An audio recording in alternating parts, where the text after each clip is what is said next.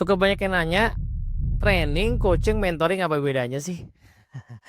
Ya saya pernah bikin paper tentang hal ini ya, jadi teman-teman kalau mau cari detailnya, cari aja Google gitu, artikel saya Julia Coaching Psychology sebuah pengantar, di situ ada satu framework yang saya jelasin apa yang saya mau ceritain di video kali ini.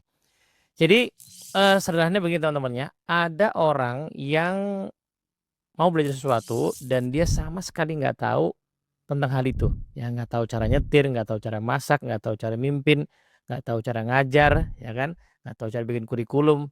Nah, tentu saja beliau ini harus belajar dari nol dan yang ngajari tentu saja harus bersifat direktif ya. Ya, jadi dikasih instruksi, dikasih materi, sehingga orang yang nggak tahu jadi tahu. Nah, proses itu sekarang sederhananya disebut sebagai training. Nah, tapi kemudian kita tahu bahwa apa yang dipelajari dalam training selalu di dunia nyata itu nggak langsung bisa dipakai. Kenapa? Karena ilmu dalam training itu kan namanya explicit knowledge ya. Jadi ilmu yang disarikan dari pengalaman tentu saja pas kita mau praktek harus di apa ya kayak diekstrak lagi, diekstrak, didefrag lagi gitu ya ke dunia nyata gitu.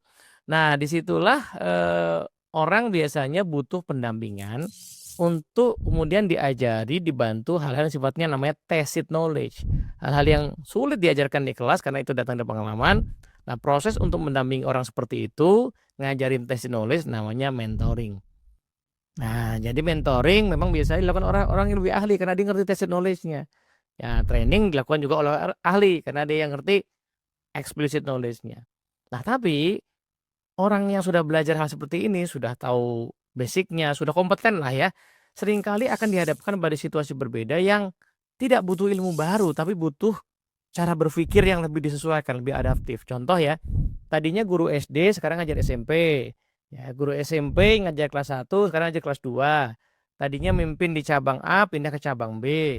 Tadinya misalnya, masak masakan Indonesia kemudian masak masakan barat. Nah, ini secara basic skill kan kurang lebih mirip-mirip ya. Nah, cuman nggak bisa langsung tuh ketemu solusinya, butuh proses untuk mikir. Nah, proses untuk mendampingi orang berpikir, menemukan solusinya sendiri karena dia pada dasarnya sudah tahu basic-basic-nya, sekarang namanya coaching.